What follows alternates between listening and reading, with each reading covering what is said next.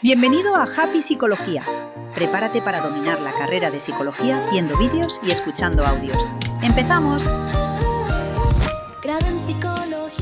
A ver, ¿por qué nos parecemos a nuestros padres? O a veces, ¿por qué nos parecemos incluso más a los abuelos? Es que esta es una de las preguntas más fundamentales de la vida, ¿no? Un misterio que, ha intrigado a la humanidad durante siglos. Pues bien, hoy vamos a intentar descifrarlo. Es que claro, esta pregunta tan universal trajo de cabeza a los pensadores durante generaciones enteras. Incluso al mismísimo Darwin parecía súper evidente que los rasgos se transmitían, pero ¿cómo? Nadie tenía ni idea de cómo funcionaba el mecanismo. Se hablaba de una especie de herencia por mezcla o herencia promedio, ¿sabes? Como si mezclaras pintura roja y blanca y te saliera rosa. Pero claro, eso no explicaba por qué de repente un rasgo se saltaba una generación y ¡zas!, reaparecía más tarde. No cuadraba. Bueno, pues resulta que la respuesta, como sabemos hoy, está en una interacción increíblemente compleja entre los genes, el ambiente y la conducta. Es un mapa de conexiones fascinante. Pero para poder entender toda esa interacción, primero hay que ir a la base, al origen de todo, a ese conjunto de instrucciones, a la educación genética, que es lo que se pasa de padres a hijos. Ahí está el kit de la cuestión. Vale, pues para descifrar este código vamos a hacer el mismo viaje que hicieron los científicos. Primero nos vamos a enfrentar al misterio, después descubriremos las reglas del juego, luego identificaremos los vehículos que llevan la información, aprenderemos el lenguaje de la vida y al final veremos cómo ese código se convierte en algo real, en un rasgo que podemos ver y tocar. Y aquí empieza lo bueno. Porque lo curioso de todo esto es que mucho antes de entender la genética, ya la estábamos usando, y a lo grande. La domesticación del perro es el ejemplo perfecto, de manual. Durante miles de años, los humanos fueron seleccionando lobos con ciertos rasgos, ¿no? Que si este es menos agresivo, que si este es más sociable. Y este proceso de cría selectiva, hecho casi a ciegas, fue lo que cambió las frecuencias de ciertos genes y transformó al lobo en el perro que conocemos hoy. Pues bien, a estos rasgos que podemos ver, que son observables, ya sea el color del pelo, la altura o un comportamiento concreto, es a lo que llamamos fenotipo. Pero lo crucial, la clave de todo, es que debajo de cada fenotipo hay una explicación genética, un genotipo. Es el código que dicta esas características. Y el gran reto siempre fue y sigue siendo definir y medir bien esos fenotipos, sobre todo los de comportamiento, que son súper complejos. Y Aquí es donde entra en escena una figura absolutamente clave, Gregor Mendel, un monje austriaco que, con una paciencia y una meticulosidad de otro mundo, decidió estudiar la herencia de una forma radicalmente nueva. Pensó, en lugar de liarme con rasgos súper complejos, ¿por qué no me centro en características sencillas que se puedan contar? Y para eso eligió las plantas de guisantes. Una idea genial. Y lo que hizo fue, de verdad, brillante. Cogió plantas de guisantes de raza pura, unas con flores púrpuras y otras con flores blancas, y las cruzó. Si la idea de la herencia por mezcla fuera cierta, la descendencia debería haber salido de un color lila, un intermedio, ¿no? Pues no.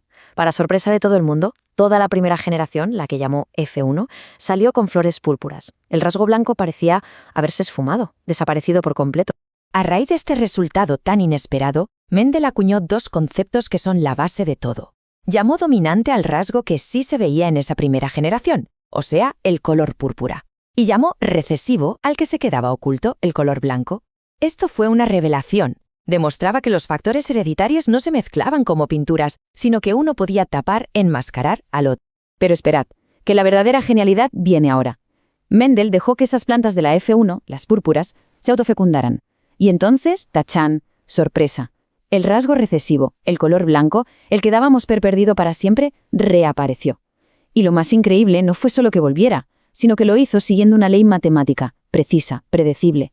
Por cada 3 plantas de flores púrpuras, aparecía una de flores blancas, siempre. Una proporción de 3:1. De repente, la biología tenía matemáticas. Alucinante. Pero ¿cómo es posible esa proporción exacta de 3:1? Aquí, Mendel dedujo algo absolutamente brillante. Cada planta debía tener 2 instrucciones para cada rasgo, una heredada de cada progenitor. Hoy, a esas instrucciones las llamamos alelos. Y lo clave es que al crear sus células reproductoras, los gametos, estas 2 instrucciones se separan, se segregan, de modo que solo una de las 2 pasa a la siguiente generación. Esta idea tan simple, que llamó la ley de la segregación, explicaba a la perfección esa misteriosa proporción de 3:1. Vale, entonces, Mendel ya había descubierto las reglas del juego, las leyes abstractas, pero quedaba una pregunta enorme en el aire. ¿Qué eran exactamente esos factores de los que hablaba? ¿Cuáles eran las cosas físicas, los vehículos que transportaban esa información de una generación a otra? La respuesta tardó, tardó décadas en llegar. Pero al final, mirando con microscopios cada vez más potentes dentro del núcleo de la célula, se encontró. Los factores de Mendel, que hoy llamamos genes, están localizados en unas estructuras con forma de hilo, los cromosomas. Ahí estaban. Eran literalmente los vehículos físicos de la herencia. Y este fue el gran momento de conexión, el eureka. La llamada teoría cromosómica de la herencia demostró que el comportamiento de los cromosomas, lo que se veía en el microscopio, era un reflejo perfecto de las leyes de Mendel. A ver, los cromosomas vienen en parejas, igual que los alelos de Mendel. Se separan al formar los gametos, igual que los alelos de Mendel. Por fin, la teoría abstracta y la biología física iban de la mano.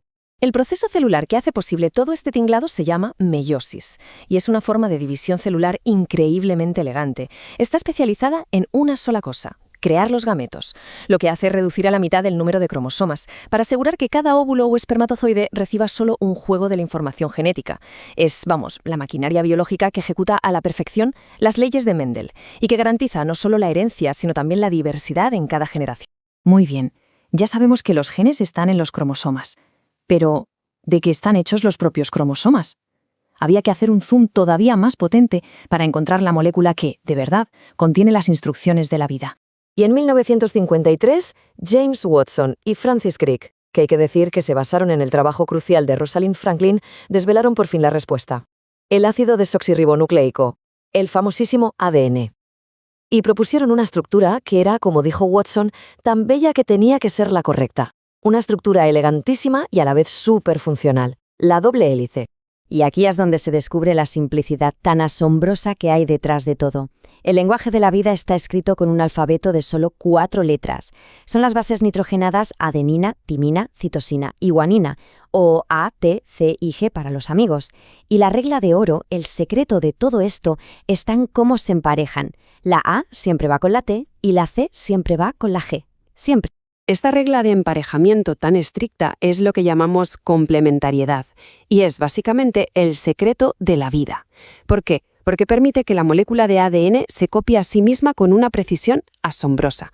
Cada una de las 2 hebras sirve como un molde perfecto para crear una nueva hebra compañera, garantizando así que la información genética se transmita intacta de célula a célula y, por supuesto, de generación en generación. Vale, ya casi lo tenemos todo. Sabemos que hay un código en el ADN, con sus letras y sus reglas, pero falta la pregunta final, la que cierra el círculo. ¿Cómo se traduce ese código de 4 letras en los rasgos que veía Mendel? ¿Cómo se pasa de una secuencia de A, T, C y G a una flor de color púrpura? Pues el proceso se resume en lo que se conoce como el dogma central de la biología. Básicamente son 2 pasos. El primero es la transcripción. Un trozo específico del ADN, un gen, se copia en una molécula de ARN mensajero. Se puede pensar en esta molécula como si fuera un post-it, una nota que saca las instrucciones del núcleo de la célula, que es donde está guardado el ADN original. Y el segundo paso es la traducción. Ya fuera del núcleo, en el citoplasma, una especie de maquinaria celular llamada ribosomas lee ese mensaje del ARN y lo lee de 3 en 3 letras. Cada grupito de 3 letras, lo que se llama un codón, es la instrucción para añadir una pieza concreta, un aminoóxido. Y al unir un montón de aminoácidos, se forma una proteína. Y ahí está la clave final. Son estas proteínas, por ejemplo las enzimas, las que hacen el trabajo de verdad en la célula. Una enzima que funciona bien produce el pigmento púrpura, una defectuosa no lo produce. Y voilà, del código al rasgo. Y fíjate qué viaje tan increíble en poco más de un siglo. Empezamos con las observaciones de Mendel en su jardín con sus guisantes. De ahí pasamos a identificar los cromosomas como los vehículos de la herencia. Luego, el descubrimiento de la estructura del ADN y, finalmente, entender cómo se lee ese código para construir la vida. Es que cada paso se construyó sobre el anterior. Una escalera de conocimiento espectacular. Y así se cierra el círculo.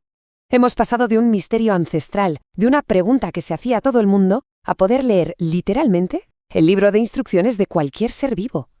Ha sido un viaje desde el rasgo que se ve a simple vista hasta el código molecular más íntimo. Y claro, este conocimiento nos ha dado un poder sin precedentes para entender la vida. Así que la pregunta que queda flotando en el aire ya no es ¿qué dice el código?, sino ¿qué vamos a hacer con él? Grado en psicología, tu carrera ha comenzado. Aprende a fondo